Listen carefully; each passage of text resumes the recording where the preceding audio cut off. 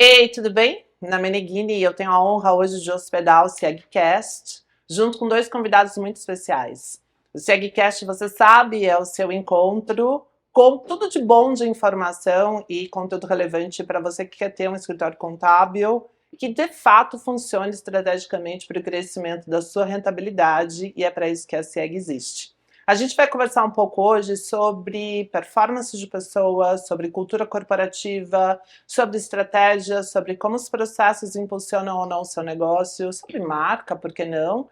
E eu estou muito feliz que hoje você vai ouvir um pouco dos bastidores, de como nós fazemos as coisas aqui na CIEG. E para isso eu tenho dois convidados incríveis, que é Renata Moura, nossa diretora de People. Ela cuida de pessoas e as experiências que as pessoas passam aqui dentro do nosso negócio. E Anderson Luiz, que é nosso diretor de operações, que eu gosto sempre de dizer que o cara de operações, ou a mina, né, de operações. Gente, eu sou de São Paulo, vocês sabem, né? Aí eu falo cara e mina. O cara e a mina de operações, ele é o CEO da Porta para Dentro, é quem cuida dos processos da Porta para Dentro. Sejam bem-vindos ao nosso SEGcast. Muito obrigado. Obrigada, Ana. Obrigada a todo mundo que vai nos assistir. E obrigada a SIEG por fazer esse encontro aqui. Muito bom. Deixa eu começar com vocês sabem, né? Eu às vezes eu mudo um pouco o roteiro, né? Faço perguntas assim, né? E a gente vai se divertir aqui um pouco hoje. Mas queria que vocês contassem por que vocês estão onde vocês estão hoje. Como que começou a carreira de vocês e por que essas cadeiras? Tá bom? Primeiras Começa? damas. Tá bom. Eu trabalho desde os meus 14 anos.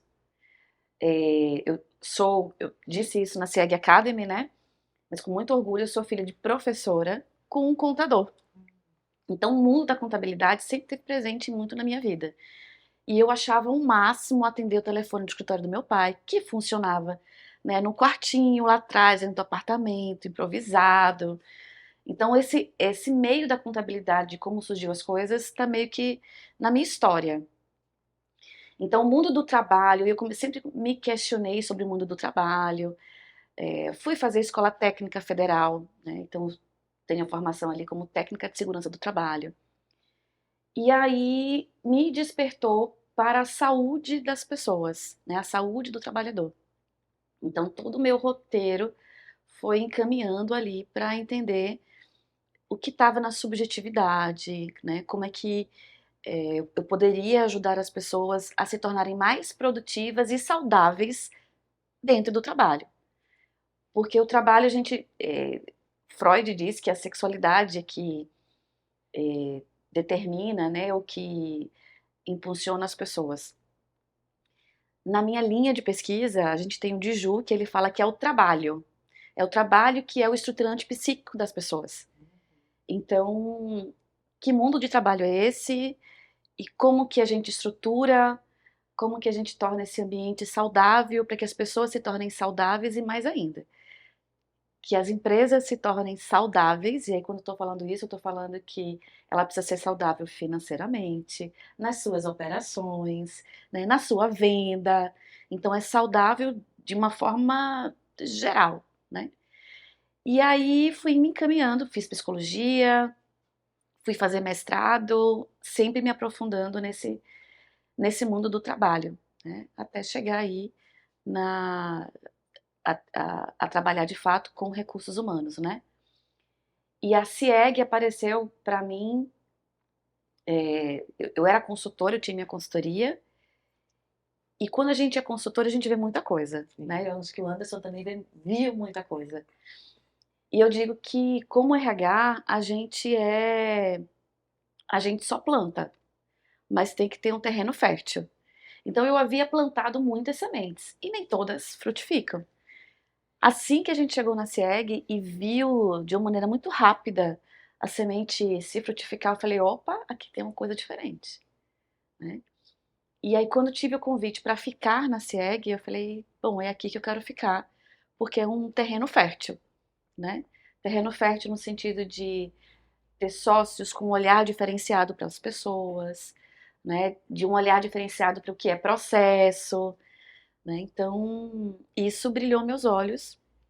Eu já tinha passado por multinacional, por empresas regionais muito grandes, por outras empresas de tecnologia, por logística. Então, fez muito sentido para minha vocação, eu vou falar assim, para minha vocação, para o sentido que eu dou ao meu trabalho, estar na CIEG.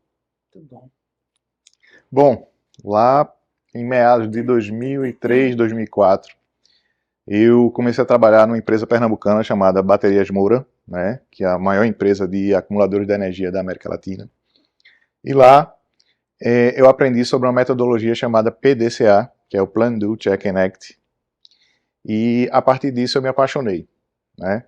Meu trabalho lá era de uma consultoria interna. Nós tínhamos uma consultoria externa, que prestava serviço para Baterias Moura, e essa consultoria nos repassava esse conhecimento. Então, nosso papel era disseminar essa metodologia para os centros de distribuição que a Moura tinha pelo Brasil, que eram mais de 60. Então, na Baterias Moura eu fiquei 4, 5 anos, e depois disso eu decidi empreender, né? E aí comecei a entrar no mundo da consultoria em gestão, né? Para empresas de pequeno e médio porte, sempre em geral assim era pequeno e médio porte, para aumento de produtividade operacional. E aí, o meu primeiro cliente foi um escritório de contabilidade. Primeiro cliente. E que foi o meu grande vendedor, vamos dizer assim, né? Eles viram o resultado de uma forma muito rápida também.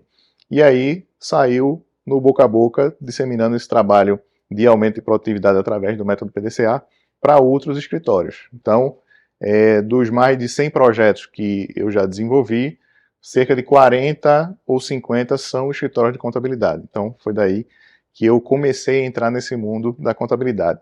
E na CIEG, eu cheguei através de Renata, né, lá em 2022, ou foi 2023, foi final de 2022. Nós, na época, prestávamos serviço, prestava serviço para um cliente do varejo, que Renata também prestou serviço, né? Então, eu fui convidado para fazer o trabalho de planejamento estratégico da CIEG. E então, a partir disso, a gente começou um relacionamento, né?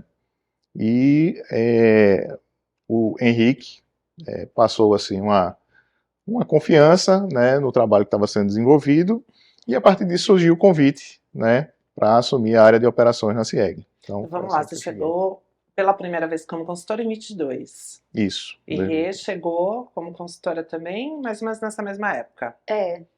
Nós estamos em 25. Digamos que 3 anos depois, né? E aí 2 etapas da jornada. Uma etapa talvez ali consultiva, mapeando, olhando, e parte da etapa já como executivos, interagindo dentro do negócio, etc e tal. De lá para cá, a CIEG quase triplicou de tamanho. Que foi isso que aconteceu, né? E não coincidentemente, então, nos últimos 3 anos, a empresa estruturou pessoas e processos, que foi isso que aconteceu. Qual é essa mágica que quando a gente une pessoas e processos, de fato a escala vem? O que vocês podem dizer sobre isso para quem está nos ouvindo? Ana, eu acredito assim, as pessoas vão executar os processos. Então, preciso ter pessoas engajadas, pessoas com nível de conhecimento, né? E que acreditem no propósito. Então, na hora que a gente deixa o propósito claro, a gente deixa o sentido do trabalho claro, a gente começa a contratar as melhores pessoas para trabalhar nesse projeto, né? O processo ele vai ser muito melhor executado. Então, vou dizer assim, o nosso trabalho é muito complementar, porque eu preciso ter as melhores pessoas para executar os melhores processos. Então, investir nas pessoas é investir de fato em escala, em performance, em resultado. Eu não tenho dúvida disso, sabe? É um trabalho realmente conjunto. Uma coisa não existe sem a outra, né? Porque a gente pode ter os melhores processos do mundo, super bem definidos, mas se a gente não tem as pessoas engajadas para executar aqueles processos, nada vai acontecer. E além disso, a gente sabe que um trabalho de implantação de processos é algo que leva um certo tempo, né? Tem um tempo de maturação que leva em torno de 3, 4 anos para realmente estar ali de forma visceral, né, na cultura da empresa. Então, para isso, a gente precisa de um time muito engajado, e aí o papel de gente e cultura é fundamental para que isso aconteça.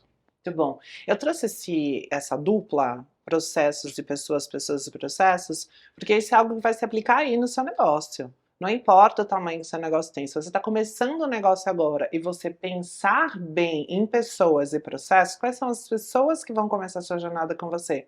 E quais são os processos que elas precisam executar? A chance de você criar uma base sólida para o seu negócio crescer é gigantesca.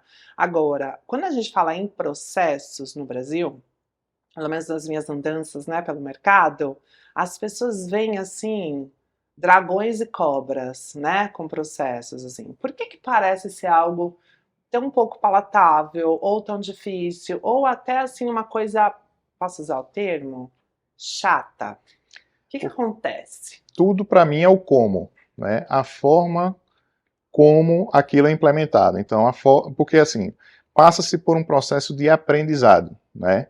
Então, se a coisa foi feita top-down, simplesmente assim, usando o termo, o jargão aqui, de goela abaixo, a coisa não acontece. Ninguém vai comprar a ideia e não vai acontecer. Então, a forma como as empresas implantam é que faz com que isso pareça ser algo ruim ou um trabalho a mais, né? Mas isso também está dentro da cultura do brasileiro, né? Perfeito. Nós somos fazejadores, não somos planejadores, né? Então, tudo que envolve organização, planejamento, automaticamente já tem um estigma de ser algo que não é muito legal, né? Então, a questão da burocracia, por exemplo, né? A burocracia já vem na cabeça de todo mundo que burocracia é ruim. Não, burocracia é organização. O excesso da burocracia é que traz a lentidão e traz todas as anomalias que a gente conhece, tanto em órgãos privados quanto públicos, né? Então, eu acho que o segredo a forma é o como, né? E a compra do projeto pelo patrocinador, que aí no caso, aí sim tem que ser top-down, tem que ser por parte do CEO ou do presidente da empresa, porque senão também nada acontece. Se ele só pagar alguém para fazer, né, e não se envolver e não comprar todas as brigas, né, da implantação dos processos, a coisa não acontece. Então, é a forma como se faz. Ô, Muito Ana, bom. deixa eu complementar assim. Sim. Eu tenho uma filha, eu vou dizer assim, atleta, né? Uhum. E a gente percebe que sim, ela tem um talento, né? Pra ginástica artística e tal. Mas falta uma coisa, tudo bem, ela tem só 7 anos, mas falta uma coisa fundamental que é a disciplina. Uhum. Perfeito. Porque o talento sem disciplina, ele se perde. Né? Eu posso ser super talentosa, mas se eu não tenho uma disciplina para executar, para entender o processo, né? Esse talento ele se perde. E às vezes uma pessoa que nem é tão talentosa, mas tem disciplina, ela consegue alcançar alta performance, Uhum. né? Então, esses dias eu assisti com ela o Karate Kid, né, nessa nova versão e tal, e para falar para ela, olha, tá vendo? Tira a camisa, coloca casaco, tira casaco, põe casaco. E ela sem entender aquilo ali, né? E no final, a gente discutindo, eu falei assim, entendeu por que que eu tira casaco, coloca casaco? Era parte do treinamento para que eles ficassem mais fortes. E assim também é a questão dos processos nas empresas. Eu posso ter talentos, gente com conhecimento, com talento, mas se eu não sigo um processo, o processo para mim nada mais é do que disciplina para execução, Uhum. né? E essa disciplina faz com que a gente tenha memória, né? Aí a gente já vai ter os chefes aí, os grandes nomes da administração falando que, me ajuda, metas, como é que ele fala? O que não é medido não é O que gerenciado. não é medido não é gerenciado. Então, se eu não tenho um processo, eu não consigo medir e eu não consigo gerenciar. Né? Então, para mim, assim, é chato, é burocrático, é ruim, mas eleva a performance dos talentos. Seja Nossa, no esporte, seja nas organizações, sabe? é isso. Mas eu queria que você que está nos assistindo prestasse atenção, que a gente vai desmistificar um pouco tudo que se fala sobre processo e tudo que se fala sobre pessoas. Porque quando a gente fala de pessoas também, Rê, não sei se a gente ainda ouve muito disso, mas eu já ouvi muito disso, né? Ah, não vou ter um RH porque o RH abraça a árvore, Ah, sim. né? Não vou ter RH porque o RH vai querer fazer a festa do Dia das... Festinha. Isso, né? E às vezes, né, como a gente fala com o Brasil todo, nós falamos com escritórios contábeis de todos os portos, etc. Pode ser que alguém ainda tenha essa sensação, assim, talvez um pouco conto de fadas sobre o que é ter uma área de RH dentro do seu negócio, né? E o que é ter uma área de RH dentro do negócio? Veja, eu vou começar falando o que não é. Boa. Não é fazer festinha. Não é abraçar árvore. Não é ser sindicato, né? Ótimo, perfeito. Porque o RH ele fica ali no centro de uma discussão, que é o colaborador acha que o RH serve para a empresa Uhum, e a empresa acha, né, os gerentes, os diretores, a liderança acha que o RH é para defender o trabalhador, né, uhum, defender lá o colaborador. Não é nenhuma coisa nem outra e é as duas coisas. uhum, Então, o papel do RH, eu sempre digo assim, o papel do RH é fazer a organização pensar. O que significa fazer a organização pensar? Significa olhar para os custos da folha, né? uhum. Que custos são esses? Faz sentido, não faz sentido? Olhar para o bem-estar geral, e a gente tem NR1, Nova Lei de Saúde Mental, falando que isso é importante. Então, como que a gente gera um ambiente de segurança psicológica, como a gente estava conversando ontem, de saúde emocional? Para quê? Para que ele alcance a melhor performance. Uhum. Então, não é oferecer o melhor ambiente abraçando a árvore, achando que sem sentido. Toda ação do RH tem que ter um sentido. E aí, por exemplo, uma certa vez, eu tenho dois exemplos assim que eu me lembro muito bem. Um líder nosso, um líder que eu digo não da CIEG, mas um líder que eu já trabalhei, queria dar o benefício do curso de inglês Uhum. para uma empresa que era pernambucana, atuava no Nordeste e não tinha nenhuma ligação, né, com o comércio exterior ou qualquer tipo de necessidade do inglês. E aí eu falei assim, mas para que você vai oferecer isso? Né? Não, mas é porque é importante. Aí vários colaboradores já vinham. Porque é importante, porque o mercado precisa de pessoas que falem inglês. Ok, quem é o mercado? O que no seu trabalho você precisa dessa competência? Não precisa. Falei, então, por que a gente vai oferecer um curso de inglês? Então, porque o colaborador vai achar maravilhoso. Vai, claro, porque ele vai se preparar nesta empresa para ir para outra, né? Então, assim, a gente tem que entender qual é o sentido de cada uma das coisas que a gente faz. Então, não é oferecer todo tipo de benefício que não tenha sentido para aquela empresa. Uhum. Outra vez, a colaboradora queria, porque aí uma empresa que tinha o benefício de entregar, de ter o auxílio educação, né? Então, pagava uma parte da faculdade e tal, e a pessoa queria fazer gastronomia. Era uma empresa de logística. Uau. E aí, super chateada, ficou revoltada com a empresa, porque a empresa negou o benefício de educação. Mas claro, se eu fizer gastronomia, o que eu vou ajudar a empresa a alcançar o resultado? Nada. Então, assim, o RH está ali para fazer a organização pensar e extrair ou potencializar o melhor desse colaborador para ele, mas, sobretudo, para entregar um resultado para a empresa. Então, a festinha, eu vou te dar outro exemplo. Quando eu cheguei na CIEG, a gente tinha a feijoada, né? Mas a feijoada era a feijoada, todo mês. E eu falei, mas por que a gente faz isso? Então, fazer as perguntas Uhum. para entender, mas por que a gente faz isso? Isso gera engajamento, isso gera resultado, isso gera sentido no trabalho, qual o resultado disso? Uhum. Então, vamos fazer o seguinte, vamos atrelar um resultado? Vamos atrelar uma meta? E aí a gente passou a atrelar a feijoada a uma meta. Uhum. Então, entende? Ser um RH é um RH que vai gerar resultado. Fazendo o quê? Trabalhando melhor as pessoas, potencializando aquilo que elas têm de melhor. Então, essa é a minha visão de RH.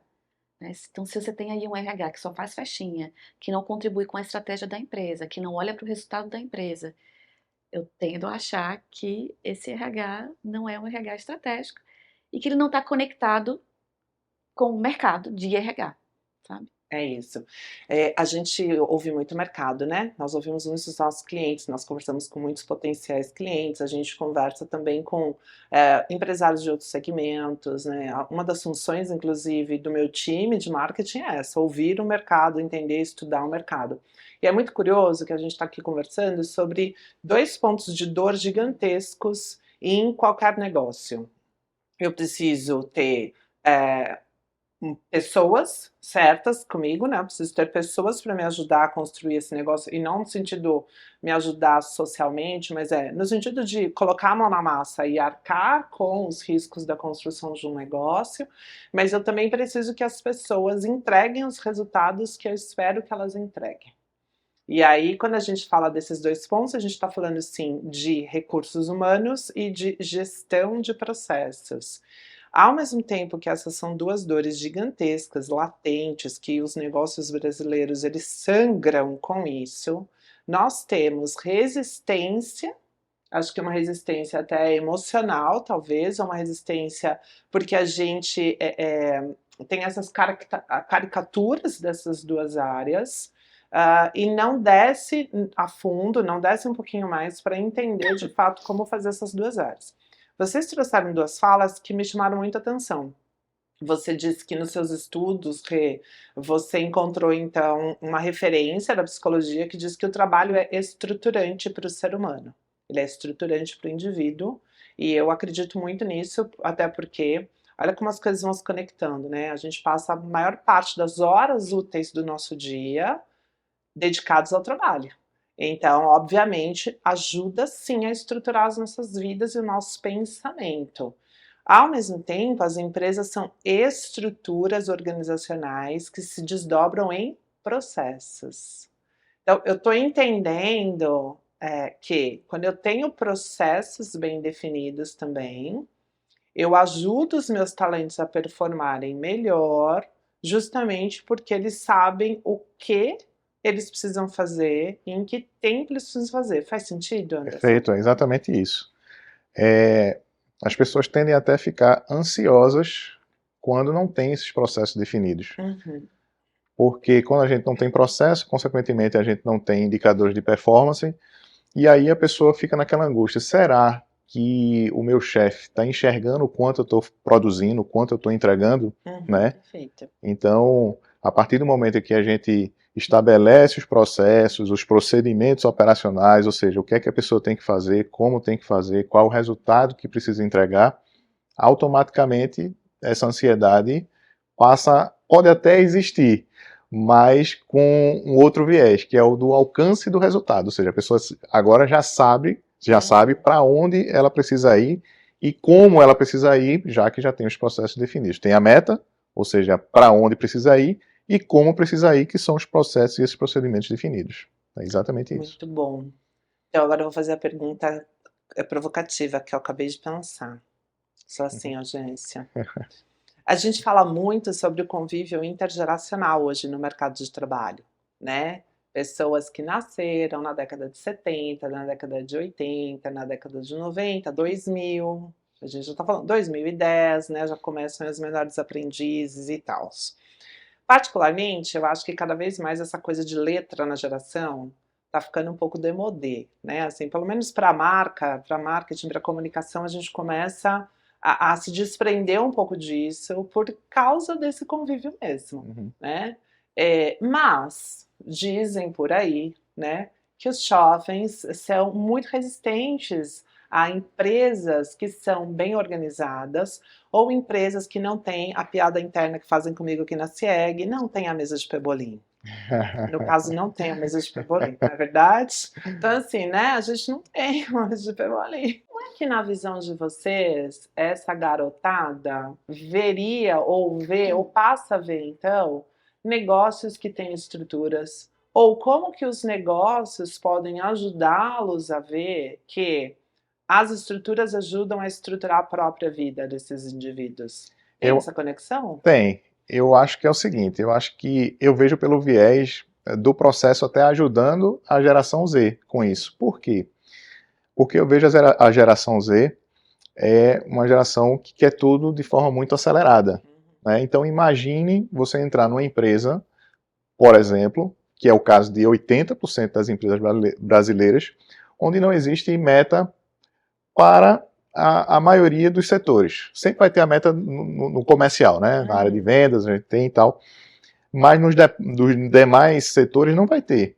Então imagine como essa turma da geração Z, que quer tudo de forma bem mais acelerada do que da nossa época, vai se sentir num lugar onde ele não sabe se ele está indo bem, se ele está indo mal, o quando ele vai ser promovido, porque ele está sem direcionador nenhum.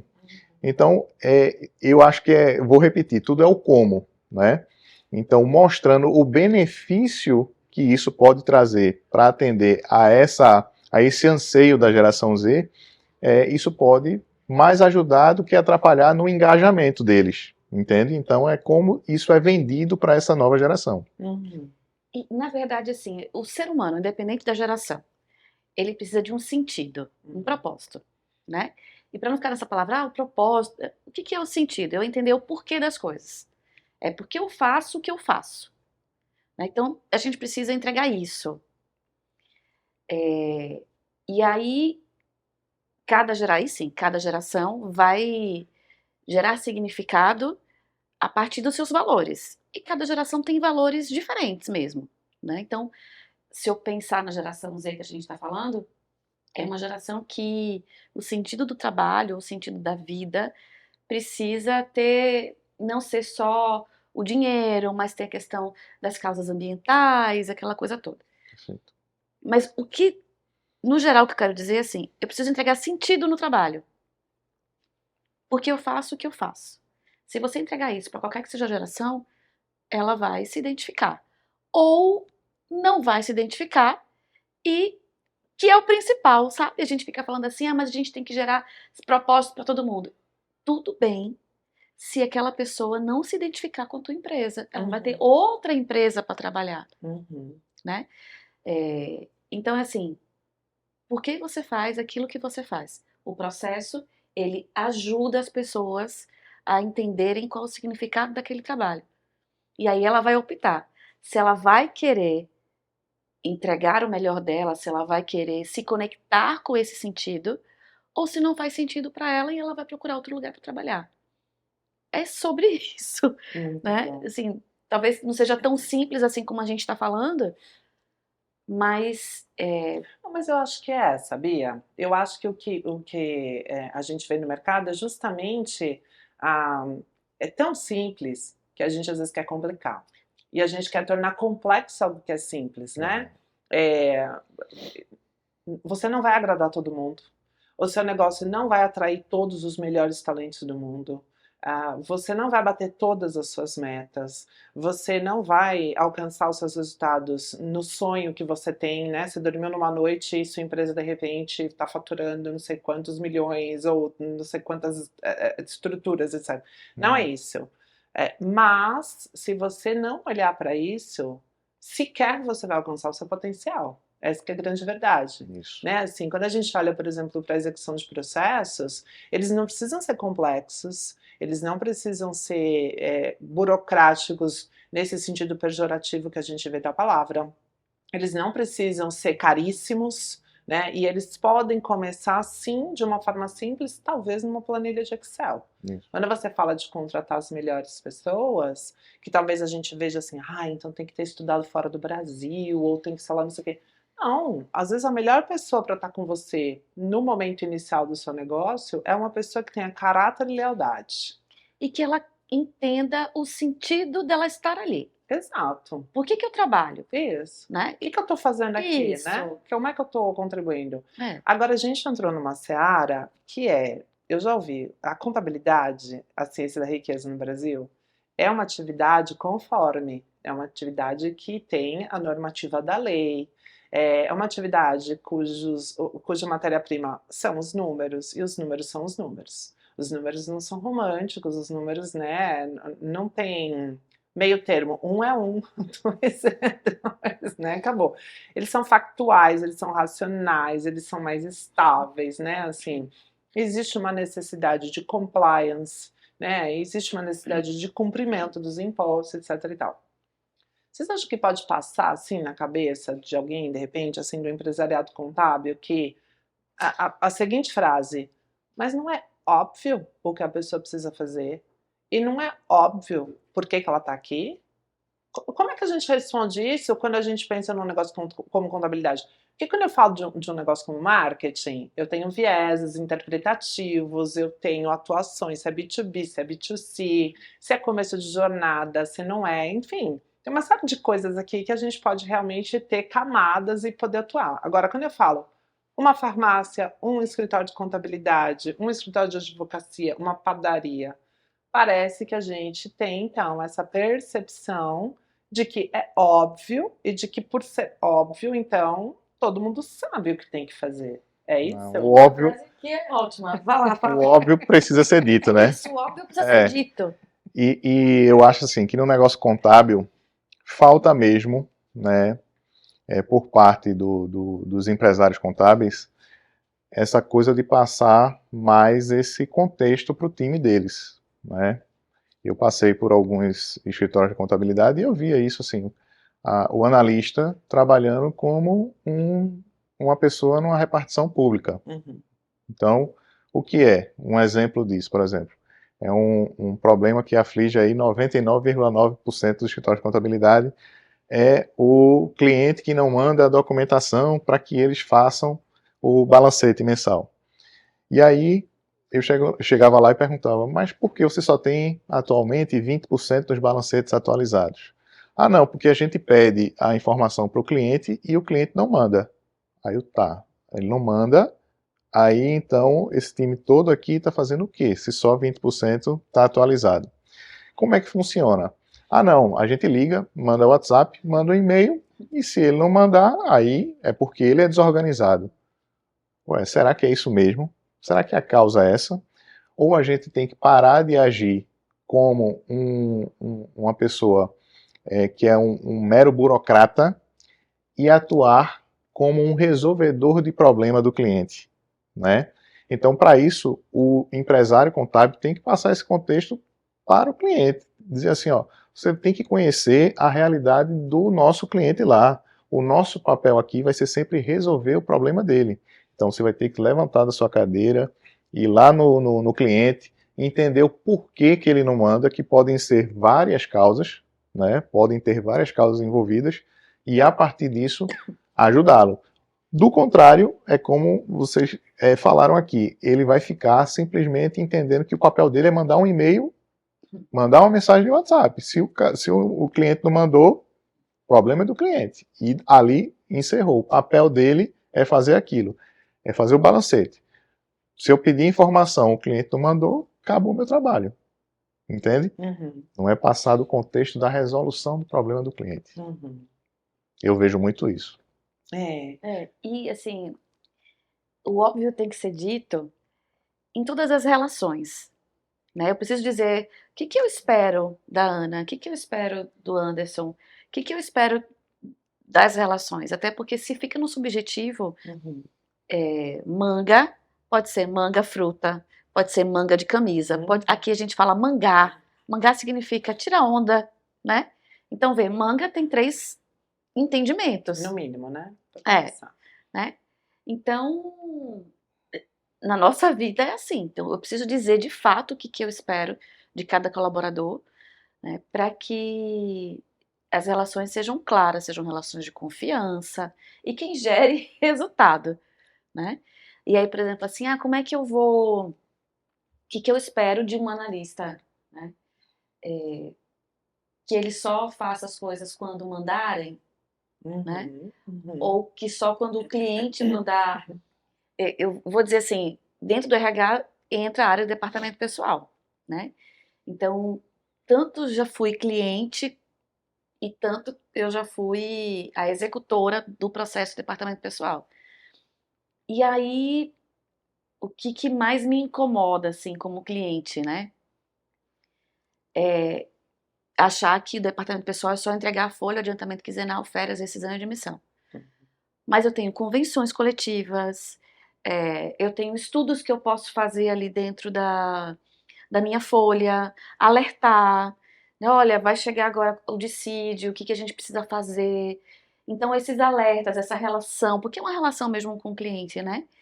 Essas análises que eu posso entregar, olha, eu entendi aqui que a hora extra está acima do normal, o que vocês podem fazer. Então, gerar alertas, gerar análises para o cliente faz diferença.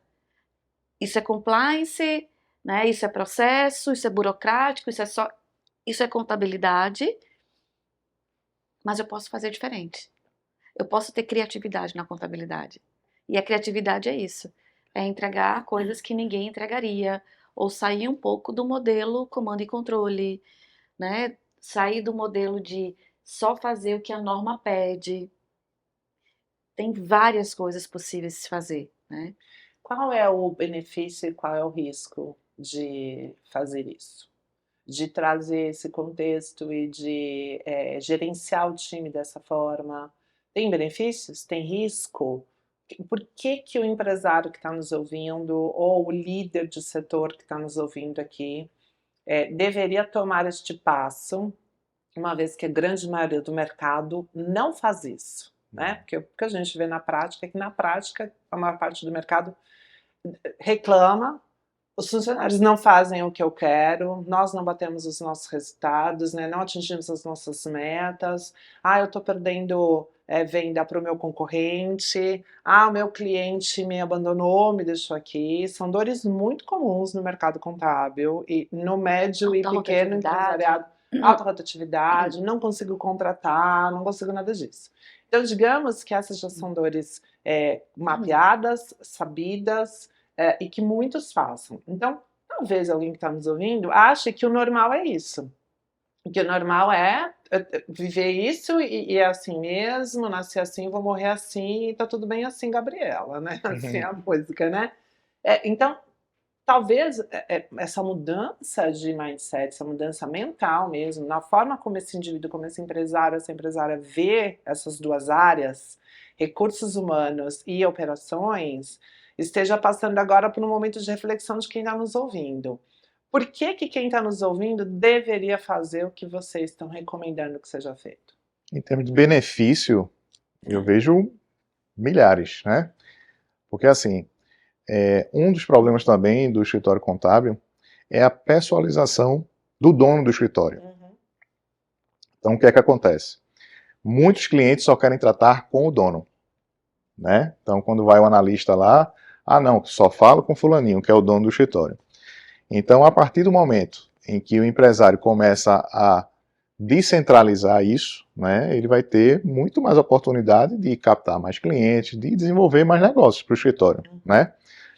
Contudo, eu entendo que eles também, nesse momento, estão passando por um anseio assim com relação à qualificação da mão de obra. Né? A gente está passando uma crise de mão de obra no mercado de contabilidade e, consequentemente, para capacitar essas pessoas a se tornarem autônomas para visitar um cliente e esse empresário está seguro que vai dar tudo certo, vai dar trabalho. Então, é nesse momento que ele freia essa ideia, né?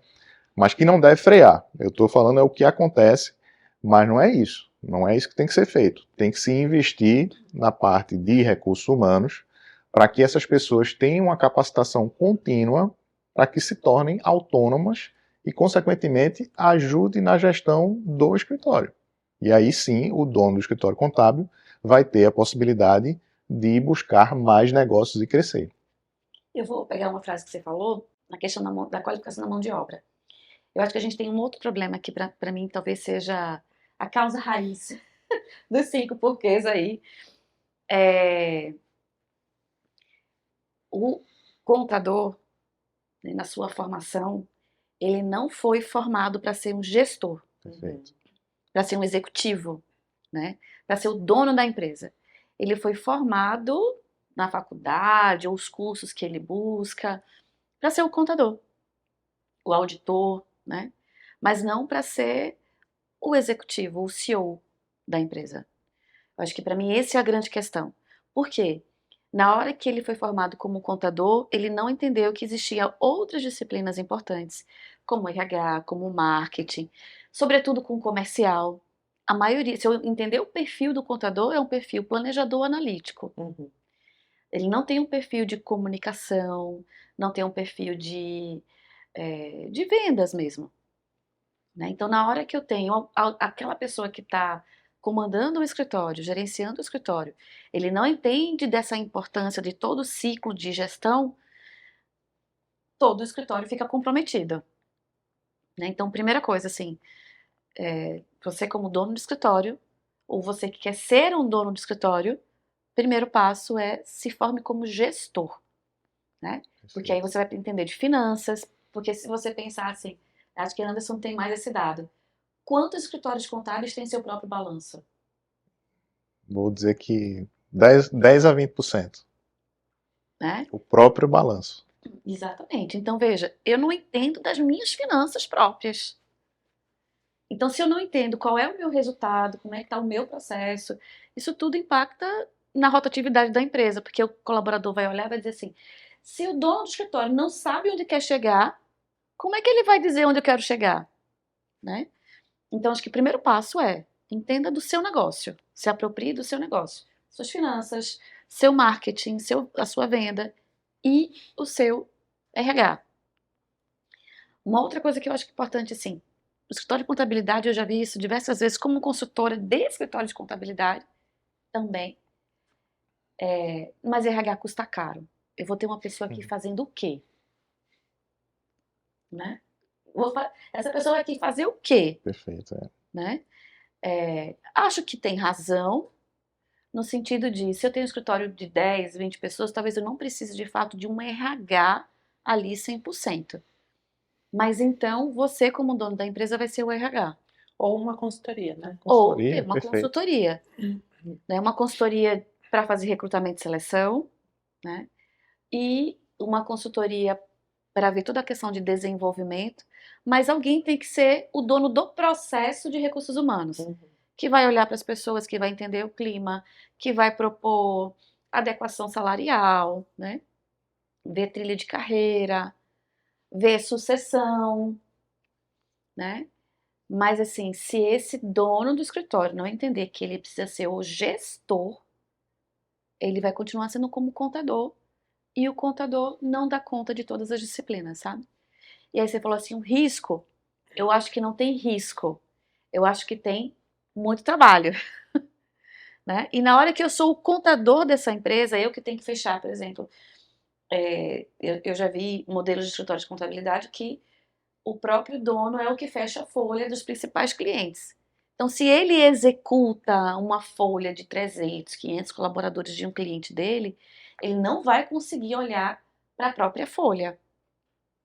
Ah, então a gente vai, antes de a gente terminar a primeira parte desse episódio, eu vou fazer um fechamento aqui, que é o seguinte: se você não cuida dos seus processos, se você não cuida das suas pessoas, começando pelos processos ou começando pelas pessoas, aí você pode definir como é mais próximo do seu perfil.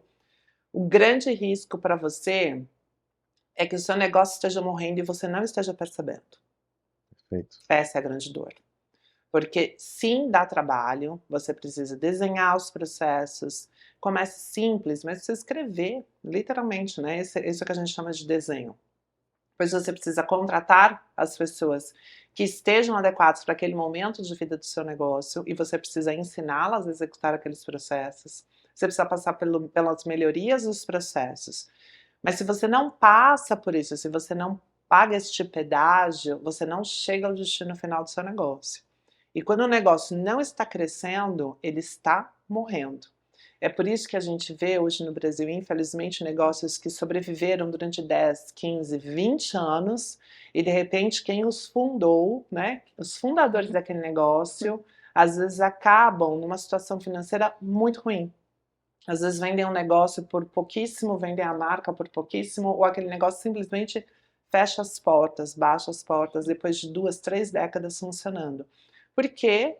Porque este fundador não evoluiu para que o seu negócio também evoluísse.